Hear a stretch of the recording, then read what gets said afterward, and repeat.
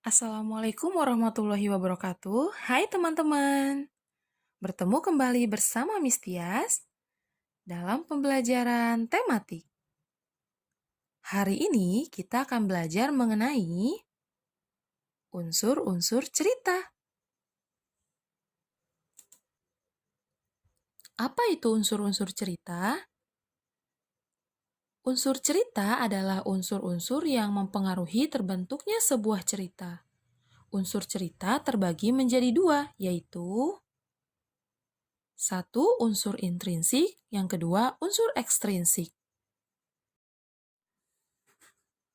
Unsur intrinsik cerita adalah unsur yang menyusun sebuah cerita dari dalam cerita tersebut.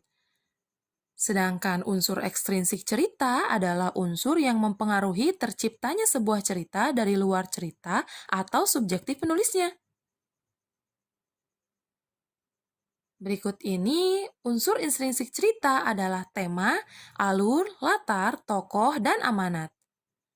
Sedangkan unsur ekstrinsik cerita adalah biografi penulis, sudut pandang penulis, dan kondisi saat dibuat karya tersebut. Unsur intrinsik cerita, Miss akan menjelaskan satu persatu ya. Mulai dari tema.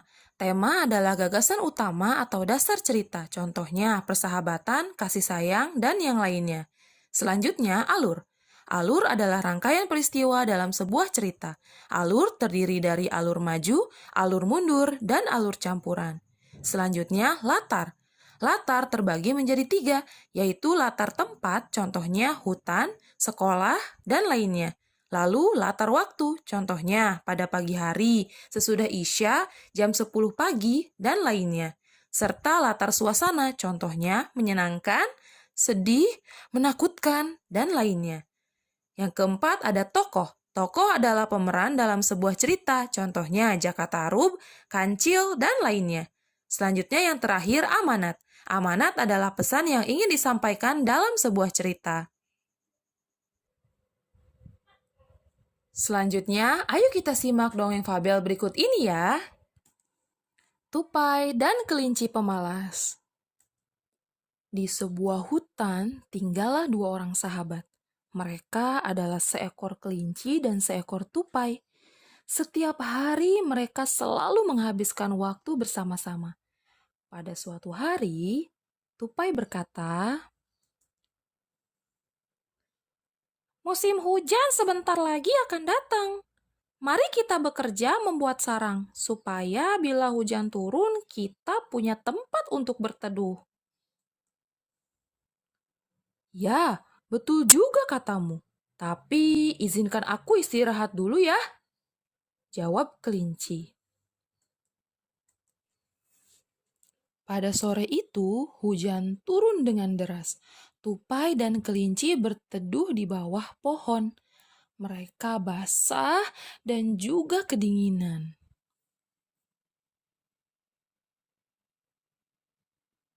"Jika kita punya sarang, tentu kita tidak akan basah begini." "Ya, betul juga apa yang kamu katakan. Besok pagi kita akan membuat sarang," kata kelinci lagi.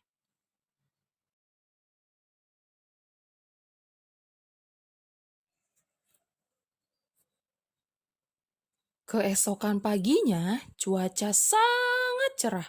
Tupai kembali mengajak kelinci untuk membangun sarang. "Lebih baik kita mencari kayu untuk membangun sarang," kata Tupai. "Tapi bukan sekarang. Kita masih ada banyak waktu. Aku lelah ingin beristirahat dan bersantai," ujar kelinci sambil bermalas-malasan. Mendengar jawaban kelinci, Tupai hanya bisa menggeleng-gelengkan kepala melihat sikap sahabatnya itu.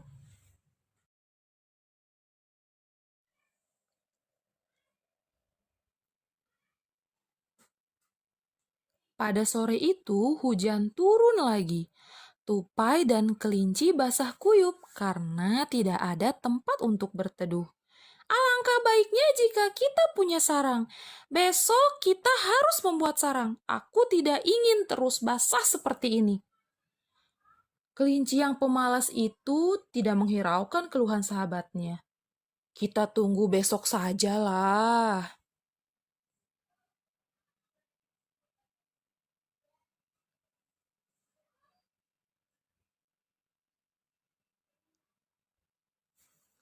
Tupai kesal dengan sikap kelinci yang selalu menunda-nunda karena malas. Akhirnya, Tupai memutuskan untuk membuat sarang sendiri tanpa mengajak kelinci.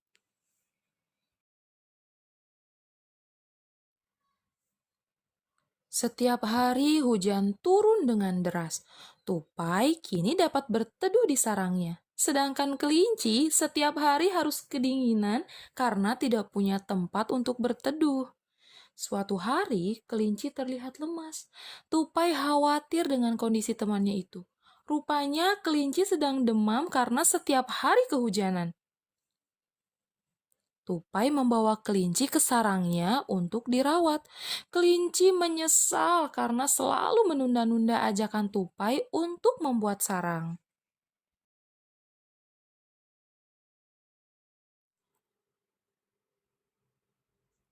Selanjutnya, kita akan membahas unsur-unsur cerita yang ada pada cerita Tupai dan Kelinci Pemalas. Tema dari cerita tersebut adalah persahabatan. Alurnya adalah alur maju karena rangkaian peristiwa sesuai dengan urutan waktu kejadian. Latarnya berada di hutan. Tokohnya adalah Tupai dan Kelinci. Lalu amanatnya adalah jangan malas dan suka menunda-nunda pekerjaan karena akan merugikan diri sendiri. Nah, itu tadi pembelajaran kita hari ini. Terima kasih sudah menyimak dan belajar dengan baik. Sampai bertemu di video berikutnya. Wassalamualaikum.